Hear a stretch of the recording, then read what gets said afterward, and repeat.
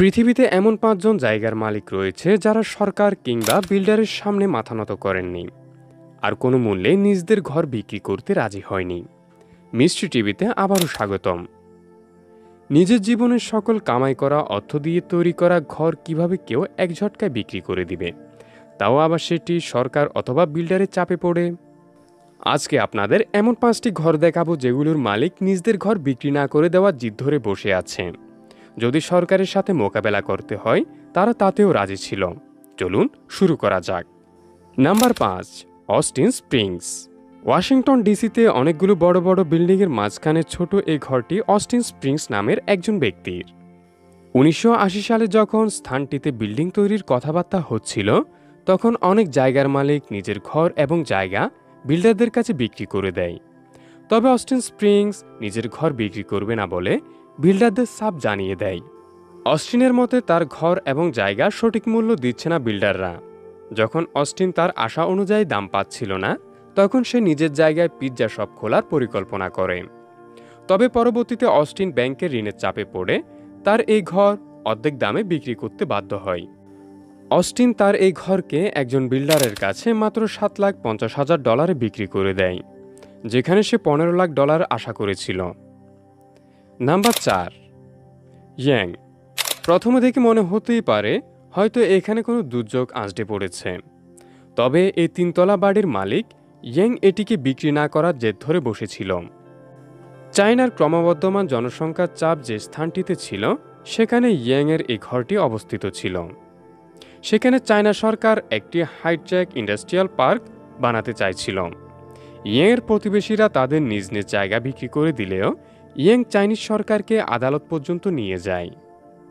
সরকারি বিল্ডাররা ইয়াংয়ের ঘরের পানি সাপ্লাই, গ্যাস আর বিদ্যুতের কানেকশন পর্যন্ত কেটে দেয়। ইয়াংয়ের প্রতিদিন পানি আনার জন্য ১ কিলোমিটার দূরে যাওয়া লাগত, আর রাতে মোমবাতির আলোয় ছিল তার একমাত্র ভরসা। আর শেষ পর্যন্ত ২ বছর মামলা লড়ার পর ইয়াংয়ের পক্ষে আদালত রায় দেয়। নাম্বার ৩, মেসফিল্ড। ওয়াশিংটনের ছোট একটি শহর সিয়েটার, যেখানে রয়েছে একটি শপিং মল যার মধ্যে নজরে আসে একটি আজব দৃশ্য। যখন কাছে গিয়ে দেখা হয় তখন দেখা যায় এই শপিং মল একটি ছোট ঘরের চারপাশে তৈরি করা হয়েছে। এটি হচ্ছে ২০০৬ সালের কথা, যখন এই ঘরটিতে একজন ৮৪ বছরের বয়স্ক মহিলা একলা বসবাস করত, যার নাম মিসফিল্ড। সে সময় তার আশেপাশে অনেক ঘর ছিল এবং অনেক জায়গা খালি পড়ে থাকত। যখন এই স্থানটি কমার্শিয়াল হয়ে যায় তখন বিল্ডাররা এখানে শপিং মল বানানোর পরিকল্পনা করে। তারা বাকি জায়গার মালিকদের কাছ থেকে জায়গা কিনে নিতে পারলেও এই বয়স্ক মহিলার কাছ থেকে জায়গা ক্রয় করতে সক্ষম হয়নি। সে বয়স্ক মহিলা কোনো মূল্যে তার ঘর বিক্রি করতে রাজি ছিল না। মেসফিল্ড $1 মিলিয়ন প্রস্তাবকেও না করে দেয়। বিল্ডাররা এই বয়স্ক মহিলাকে আর কোনো ধরনের বিরক্ত করেনি। এর পরিবর্তে তারা তাদের আশেপাশের ক্রয়কৃত জায়গাতে শপিং মল তৈরি করে। তবে ২ বছরের মাথায় সে বয়স্ক মহিলা মারা যায়, আর তার মৃত্যুর পর তার রেখে যাওয়া একটি উইল খুললে দেখা যায় তাতে লেখা আছে সে তার ঘরটি বিল্ডারদেরকে গিফট করে গিয়েছেন।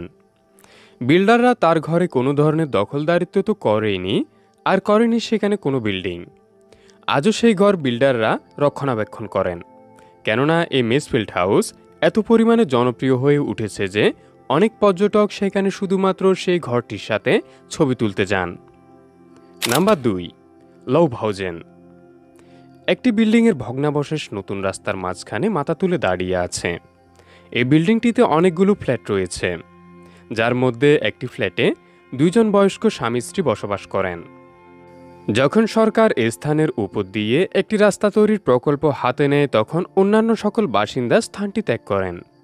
তবে লভহাউজেন সরকারের পক্ষ থেকে ফ্রিতে দেওয়া ফ্ল্যাট নেয়নি, বরং তারা নিজেদের এই ফ্ল্যাট ছাড়বে না বলে সাফ জানিয়ে দেয়। আর ভাঙা এই বাড়িতে তারা বসবাস করতে থাকে।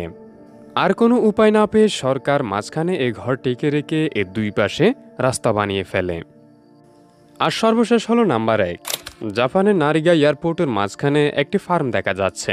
যখন জাপান সরকার এই জায়গাটিতে এয়ারপোর্ট বানাতে চেয়েছিল তখন সেখানকার কৃষকেরা নিজেদের জায়গা সরকারকে দিবে না বলে পরিষ্কার জানিয়ে দেয়। তখন সকল কৃষকেরা একতা গড়ে তোলে এবং সরকারের বিরোধিতা করে। আর আদালতে অনেক লম্বা সময় ধরে মামলাও চলে। তবে সবশেষে আদালত কৃষকদের পক্ষে রায় শোনায় আর সরকারকে মাত্র একটি রানওয়ে বানানোর নির্দেশ দেয়। কৃষকেরা আজও সেখানে ঠিক এয়ারপোর্টের মাঝখানে চাষাবাদ করে এবং সেখানে নিজেদের ঘরে বসবাস করছে। তাদের ঘরের উঠানে অথবা জানালার পাশে দাঁড়িয়ে তাদের মনে হয় তারা যেন রানওয়েতে দাঁড়িয়ে রয়েছে। জি বন্ধুরা, সম্মান জানায় এসব আদালতকে যারা সাধারণ জনতার পক্ষে নিরপেক্ষভাবে রায় শোনায়। নিশ্চয় আজকের ভিডিওটি আপনাদের ভালো লেগেছে। ভিডিওটিতে অবশ্যই লাইক করবেন আর পরবর্তী ভিডিও অবশ্যই দেখবেন।